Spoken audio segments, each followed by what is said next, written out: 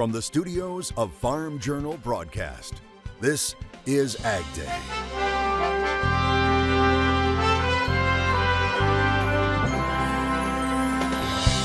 Protecting those precious soybean plants from deer.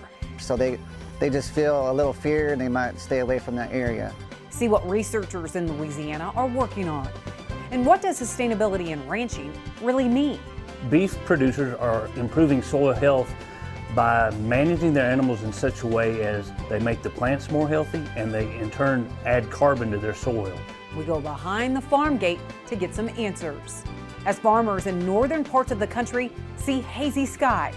The days of long summers with hot temperatures and no smoke, those may not be very common anymore.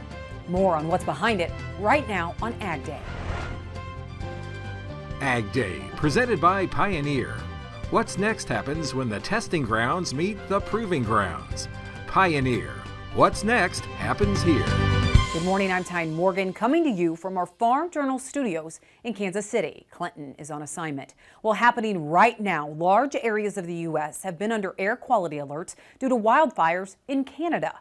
The smoke is affecting parts of the Midwest, Northeast, and Great Plains. You can see on this map where the fires are burning, with 145 active fires reported as the area continues to battle drought. Amy Kiley reports firefighters are struggling to contain some of the blazes.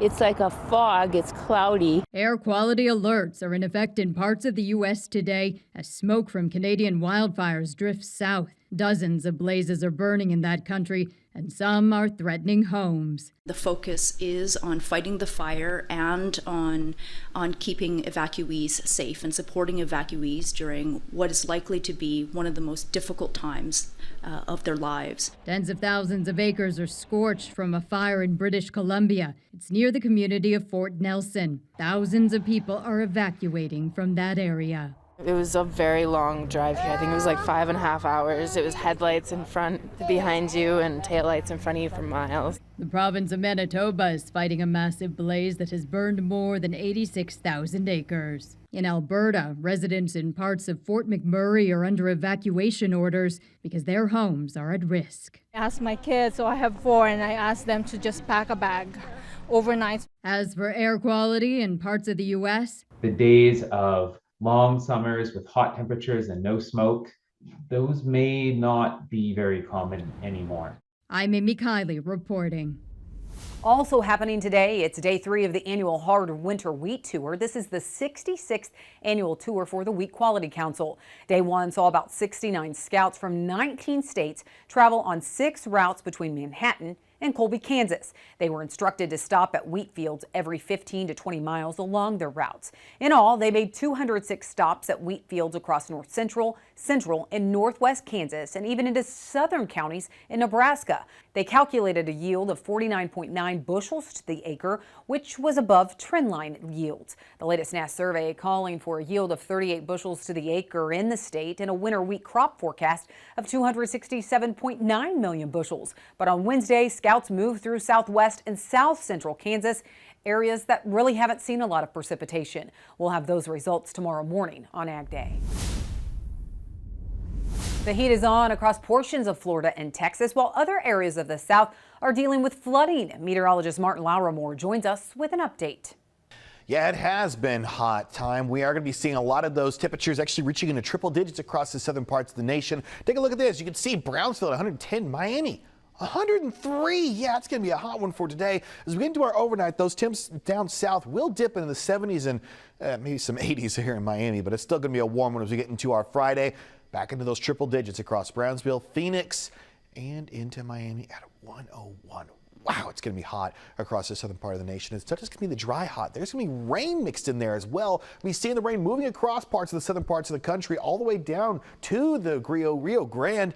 It's going to be stretching its way across the southeast and probably bringing in a little bit of that rainfall as we get into our Friday. You're noticing it is missing most of Miami, but it's still going to be very hot throughout that Friday into our weekend. Watching as that large mass of that rain moves across over the Pacific Ocean, the Atlantic Ocean.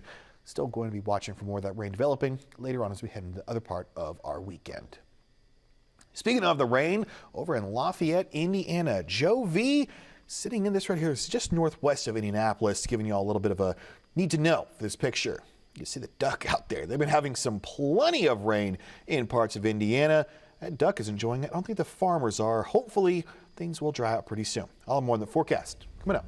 The sun is not done releasing a whole lot of energy. NOAA reporting it photographed the strongest solar flare yet on Tuesday. It follows a weekend of severe solar storm activity, which impacted planting in several parts of the country because farmers' GPS equipment went down. However, NOAA says Earth should be out of the line of fire this time. That's because the flare occurred on the limb of the sun.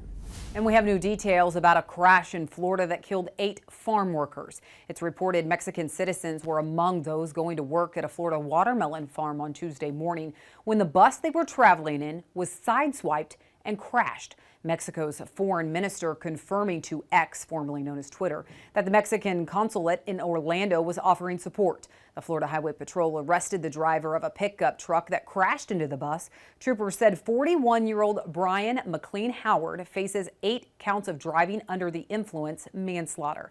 They say Howard's truck sideswiped the bus, causing it to veer off the road, plowing through a fence and into a tree, and then rolled. In addition to the 8 killed, at least 40 were injured. We are a very big agricultural county. So this time of year, we always have migrant workers that are in our county that are on buses just like this. Federal statistics show vehicle crashes were the leading cause of job-related deaths among farm workers in 2022, the latest year available for numbers. They accounted for 81 of 171 deaths. As agriculture continues to transition into climate-smart farming practices, Farm Journal's Trust in Beef division is working with beef producers to develop sustainable production systems. As part of that journey, producers can participate in a nationwide tour highlighting industry-leading operations. AgDay's Michelle Rook takes us to the first of 5 stops. The Trust in Beef Sustainable Ranchers Tour kicked off here in Texas, helping to promote how farmers and ranchers can use sustainable agricultural practices to improve the profitability of their operations. The nationwide tour started at the G-Bar Sea Ranch in north central Texas. The tour promotes networking and tools to help producers improve their operations and sustainability practices. The value that we try to build into this program for ranchers to come and see is the knowledge to learn, the technology, the opportunities of marketing, and how to get to the next level. The ranch spans 3,000 acres and is home to 178 cow-calf pairs. It's operated by the Ellis family, who are using regenerative practices to build soil health and nurture the environment. And so we really try to focus on ecological communities and really hone in the cattle's disturbance, where maybe that deeper bottomland might need more disturbance, and lightly graze those thinner soils where those cattle might have a tendency to overgraze.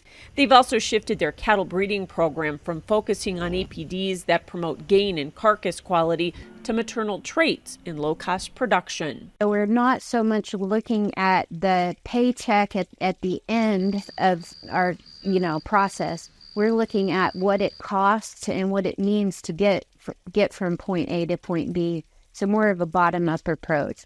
The Ellises also work with NRCS to improve soil health, native species, and predict what their grazing needs will be in the future. They're following a plan that keeps them nimble, which was on display at the tour. Beef producers are improving soil health by managing their animals in such a way as they make the plants more healthy, and they in turn add carbon to their soil. And as we add carbon to our soil, they become more productive, but also it's a win for everybody because we're sequestering carbon out of the atmosphere. Participants also saw firsthand how the Ellises are working their cattle in a stress-free environment that promotes animal health. If we are more sustainable and if we can handle our cattle better, they will respond to vaccines better, they will respond to treatments better, they will perform better either on pasture or in a feed yard, as long if the animal welfare and the animal handling is top notch. Plus, they're working with industry partners to introduce technology to improve efficiency, from nutrition to remote sensing or monitoring equipment. So those things can be to monitor management efforts in the form of conservation practices, forage production, invasive species detection and treatment success, animal health and well-being. The Ellises were eager to share resources and tools with tour participants to help improve the entire industry and are excited to network as the tour moves north to the Canadian border. I'm Michelle Rook reporting for AgDay. Thanks, Michelle, and she'll continue our tour tomorrow morning right here on AgDay. All right, up next, corn and soybeans moved in opposite directions midweek. Michelle will have more on that next. And later, Louisiana has seen some soggy weather as of late. We'll check in on soybean planting that's in the country.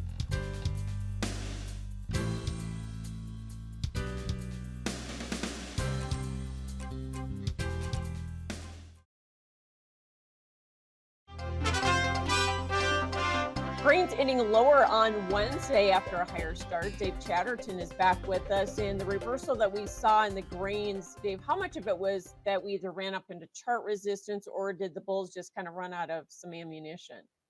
Yeah, I think a little of both, Michelle. And I mean, we're in a situation where, we've added, some premium back into this complex. And I think it's been pretty much a trudge straight forward or straight up to this point. We tried those highs again today. We've, on a higher opening, we failed to find any new buying and immediately we found a little bit of profit taking. So that buy the break mentality kind of giving way just a little bit here. And I think we're going to find this trade gets a little bit more choppy and two-sided here as we go forward. We've got a number of things that have helped us get to where we're at. We've had fund short covering that was ignited by problems in the Black Sea, problems in South America. We can look at the U.S. planting dates and concern over our own crops here, but all of that's been factored into the market to a certain degree. And I'm not saying that we can't go higher, but I think we need some more certainty on those issues before we really start to see the market maybe take that next step up. So I think at least near term here, maybe turning to a little bit more of a still well supported, but probably choppier and a little bit more erratic trade. Yeah, going to need a bigger weather story probably to keep going here. The other things that happened on Wednesday, NOPA crush came in quite disappointing, didn't it?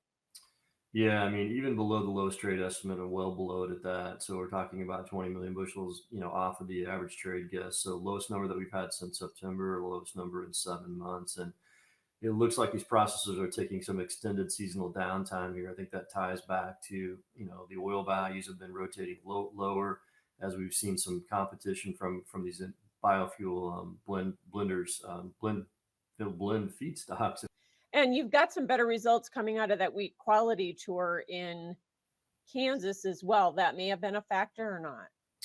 Yeah, I think that's, part of the calculus here and certainly something the trade is watching. And to me, the rubber hits the road on those estimates when we get, the next few days here as we get further into western Kansas where the tougher, crops have been. And I think those results probably change just a little bit. So I think the trade's a little bit reserved waiting to see how those numbers turn out. But, we'll take those as they come here the remainder of the week.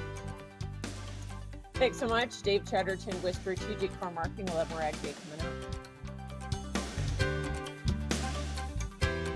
Watch Markets Now with Michelle Rook on the Farm Journal YouTube channel, keeping you updated throughout the day on the markets at the open, midday, and close. Find out what moved the markets today and what to expect the market to do next.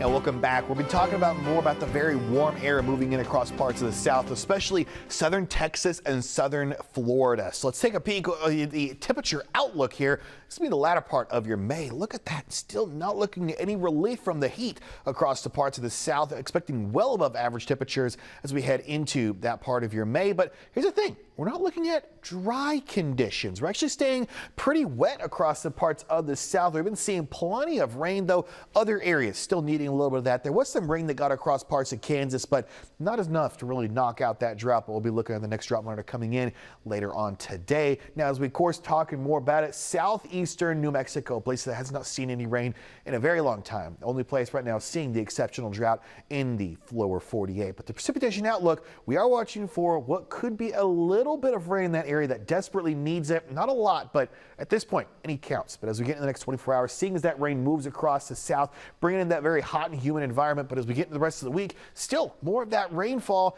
Again, areas that don't necessarily need it, seeing more of that rain across the deep South. Also a nice little band of rain moving in across parts of the Corn and Rust Belt. Be watching for that one later on into our next work week, because we could be seeing some more possibilities of some stronger weather, though not expecting it to really push through. Now, as we get into this next couple of days on the flooding potential, you could see where that flooding potential lingers across parts of the deep south. That will be diminishing as we head into our weekend, but still areas that don't need the rain, seeing more of it. You can blame the jet stream for that. As we get into this jet stream by Thursday, there's that low pressure moving its way across, dragging itself across the deep south. That's going to provide that moisture, the lift required to keep that moisture coming down across parts of the deep south. Unfortunately, places, again, that don't necessarily need it, but watching for another low pressure that's going to start rounding up another chance for some storms across parts of the corner Rust Belt. So, again, parts of the Great Lakes watching out on Monday and Tuesday. Nothing really extremely red flagging for the severe weather, but there could be that possibility for a couple strong storms into your Monday and Tuesday. Elko, Nevada, no surprise here, sunny and hot, high 81 degrees. Alma, Arkansas, also pretty warm, expecting a handful of thunderstorms. And finally, Ladson, South Carolina, again, very warm, high of 86, mostly sunny. Coming up, how beef sales to Japan and South Korea have helped producers here at home. And we head to northern Louisiana as soybean planting nears the finish line.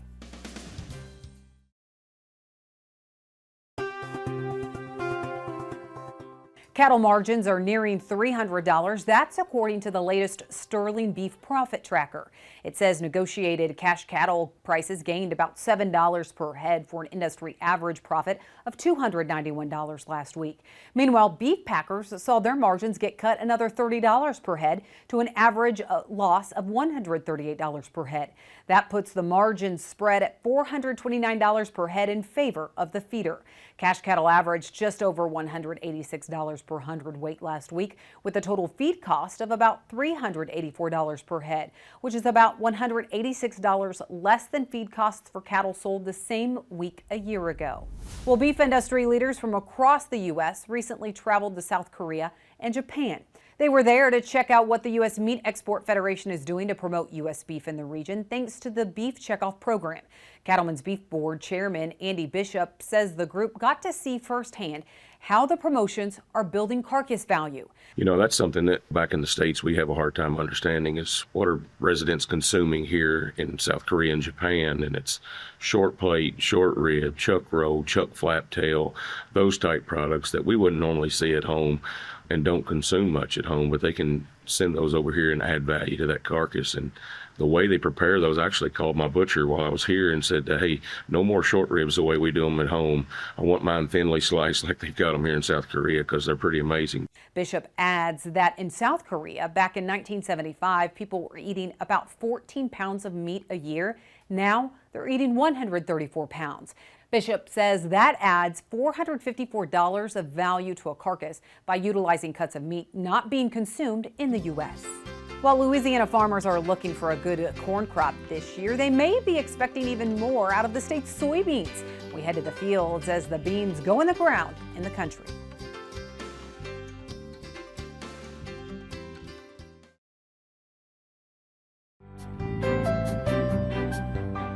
Louisiana soybean planting is going well. In fact, USDA says 69% of the crop is in the ground there, 4% ahead of average, and most experts are expecting to see a larger crop this year.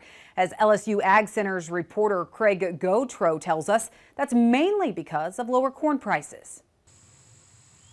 Young emerging soybean plants are a common sight in Louisiana fields. By the first week of May, nearly half of the state's intended acres are expected to be planted. Getting beans planted early generally leads to better yields. The first couple weeks of May is okay too, but approximately April 7th through April 20th would be the most optimum date. Depressed corn prices have caused soybean acres to increase in Louisiana. The March forecast is 1.15 million, which if that comes true, we will be about 150,000 more than last year. Luke Stamper is a wildlife specialist with the LSU Ag Center. He is working on a project to see how well certain materials deter deer from eating new soybean plants. The deer are naturally adapted to eat broadleaf forbs in the summertime as a constant source of protein. So soybeans is among one of the highest preference food choices. According to Mosley, the materials work using two different methods. One is the taste will deter the deer, and the other might make a fear response from the deer. So they just feel a little fear and they might stay away from that area.